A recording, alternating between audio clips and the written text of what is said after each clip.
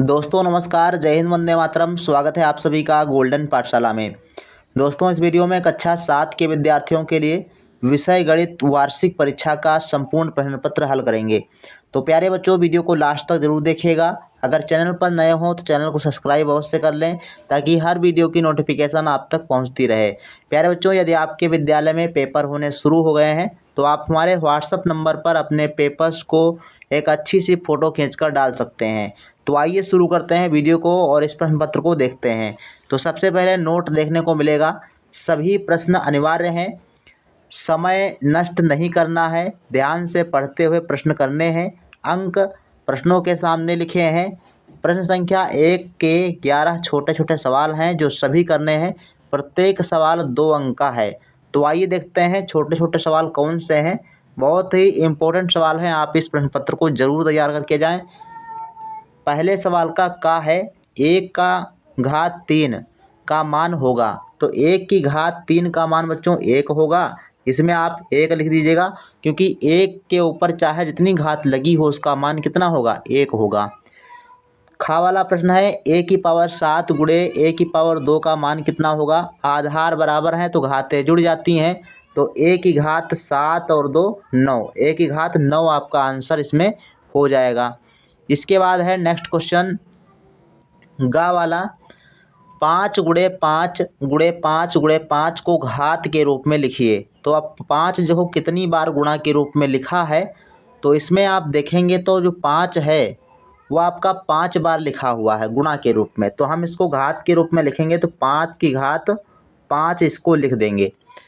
प्रश्न नंबर घ है x + 3 = 8, तो x का मान क्या होगा। अब इसमें कैसे आप हल करेंगे, 3 को बराबर के दूसरी तरफ ले जाएंगे तो x बराबर 8 - 3 हो जाएगा और 8 से 3 घटाएंगे तो x बराबर 5 हो जाएगा, जो कि आपका राइट आंसर इसमें हो जाएगा। इसके बाद है प्रश्न संख्या अंगा, 10 की पावर 4 भाग 10 की पावर 2 का मान ज्ञात कीजिए। तो यहाँ पर आधार बराबर है तो घातें जो है भाग में घट जाती हैं। तो 10 की पावर 4 - 2, तो ये हो जाएगा 10 की पावर 2 और 10 की पावर 2 का मान हो जाता है 100। तो इसका 100 आंसर बिल्कुल सही जवाब हो जाएगा। इसके बाद नेक्स्ट क्वेश्चन करिए, चा वाला, 2 बिंदुओं को मिलाने पर बनने वाली आकृति को क्या कहते हैं। अगर 2 बिंदुओं को हम मिलाते हैं तो एक रेखा का निर्माण होता है, तो इसमें लिख देंगे रेखा। छा प्रश्न है, आयत के प्रत्येक कोण कितने अंश के होते हैं। तो आयत के प्रत्येक कोण 90 अंश के होते हैं, लिख दीजिएगा। जा प्रश्न है, वर्ग के चारों कोणों का योगफल कितने अंश होता है। तो वर्ग के चारों कोणों का योगफल 360 अंश होता है, लिख देना। झा है, आयत के 2 उदाहरण दीजिए। तो आयत के 2 उदाहरण आपको देना है तो किताब का पन्ना लिख दीजिए। दूसरा बात आप लिख सकते हैं जो आपके पास स्केल होती है वो भी एक प्रकार का आयत होती है। घन का उदाहरण लिखो। तो घन पासा आपका होता है और घना का डिब्बा। ठीक, ये 2 आप उदाहरण ले सकते हैं। टा वाले में क्या दिया गया है, 2a गुणे 3a का स्क्वायर का मान बताना है। तो 2 का 3 से गुणा करेंगे, 3 दूनी 6 हो जाएगा और a का a स्क्वायर से गुणा a क्यूब हो जाएगा। तो राइट आंसर टा में 6a की पावर 3 हो जाएगा। इसके बाद है नेक्स्ट क्वेश्चन, कोई 8 प्रश्नों के उत्तर 8 सवाल करने हैं और प्रत्येक सवाल 6 अंक का इसमें दिया गया है। तो पहला प्रश्न है कि 6 मजदूर एक कमरा 7 दिन में बना सकते हैं, तो 21 मजदूर उसे कितने दिन में बना सकेंगे। तो इसको आप अनुपात समानुपात के रूप में भी कर सकते हैं।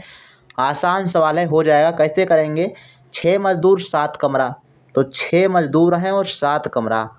अब यहाँ पर 21 मजदूर, यहाँ पर आपको 21 लिखना है। 21 मजदूर कितने दिन में, तो यहाँ पर x दिन लिख दीजिए। तो जब 21 मजदूर होंगे तो जायज़ सी बात है कम दिनों में कार्य होगा। ठीक, तो ये आपका ऊपर की तरफ निशान लग जाएगा और ये आपका नीचे की तरफ निशान लग जाएगा। आप कुछ नहीं करना है, जो तीर का नोक है इसको ऊपर लिखेंगे सबसे पहले 21 और इधर आपका तीर का जो पूंछ होता है इसको नीचे लिखेंगे संख्या।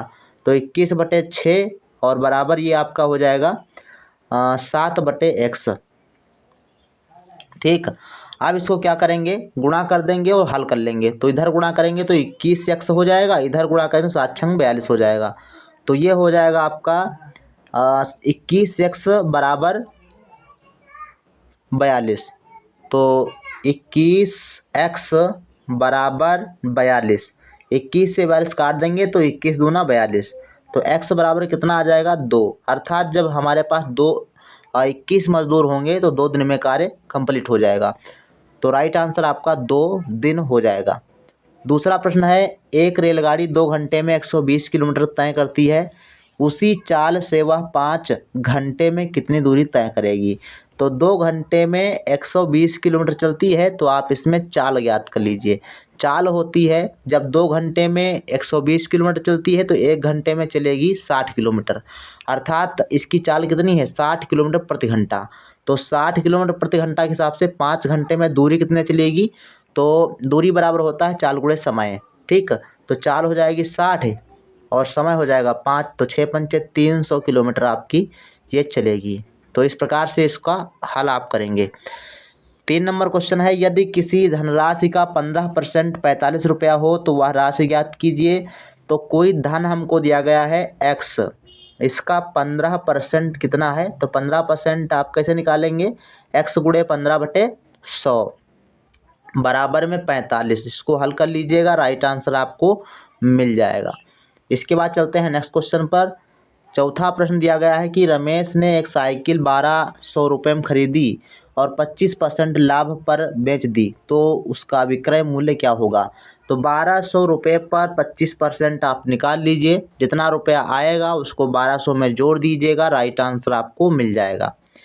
5 नंबर प्रश्न है, एक कलम को 21 रुपये में बेचने से 5% का लाभ होता है, उसका क्रय मूल्य ज्ञात कीजिए। तो यहाँ पर आप मान लेंगे कि क्रय मूल्य कितना है, x रुपया है और x पर 5% आप जो है लाभ निकाल दीजिएगा।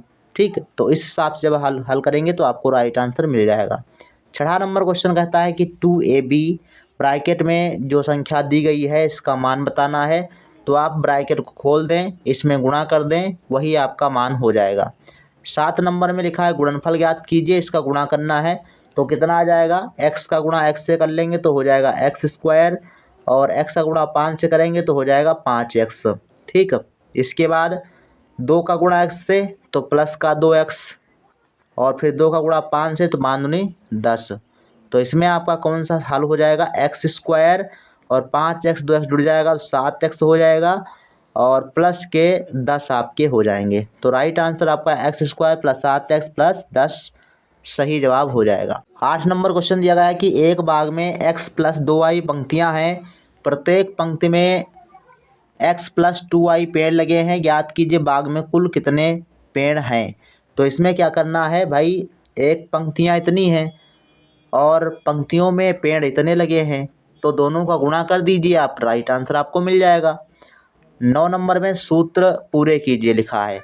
तो x + y का होल का सूत्र क्या होता है, आप सभी को पता है, x² + y² का सूत्र होता है x² + 2xy और प्लस y², ये आपका हो जाता है। तो इसके बराबर में ये हो गया a² - b² ये होता है आपका a + b एक ब्रैकेट में और दूसरे ब्रैकेट में a - b होता है। तो इस प्रकार से आप इसका पूरा कर सकते हैं। 10 नंबर क्वेश्चन में देखो गुणनखंड करना है, x³ + 2x² + 5x + 10 से गुणनखंड कीजिए। 11 नंबर में लिखा है कि एक आयत का क्षेत्रफल व परिमाप ज्ञात करो जिसकी लंबाई 12 और चौड़ाई 5 मीटर है। तो आयत का क्षेत्रफल होता है लंबाई गुणे चौड़ाई, तो गुणा कर देंगे इसका 12 और 5 का गुणा, 12 × 5 = 60 है आपका क्षेत्रफल हो जाएगा। परिमाप होता है 2 लंबाई + चौड़ाई, तो 12 और 5 17 दूना 34 आपका राइट आंसर परिमाप में आ जाएगा। तो ऐसे आप इसको हल करें। 12 नंबर क्वेश्चन कहता है एक वर्गाकार टाइल की भुजा 12 सेंटीमीटर है, टाइल का क्षेत्रफल व परिमाप ज्ञात कीजिए। अब वर्ग का परिमाप वर्ग का क्षेत्रफल आपको आना चाहिए।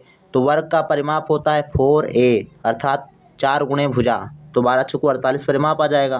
क्षेत्रफल होता है भुजा स्क्वायर, तो 12 का स्क्वायर कर देंगे तो 12 × 144 होता है। ठीक, इसके बाद है सभी प्रश्न कीजिए, प्रत्येक प्रश्न 10 अंक का है। तो यहाँ पर देखो कितने क्वेश्चन दिए गए हैं, 3 प्रश्न दिए गए हैं और तीनों प्रश्नों के उत्तर आपको देना है। 60 अंश का कोण बनाकर पटरी प्रकार की सहायता से 2 बराबर भागों में बांटिए।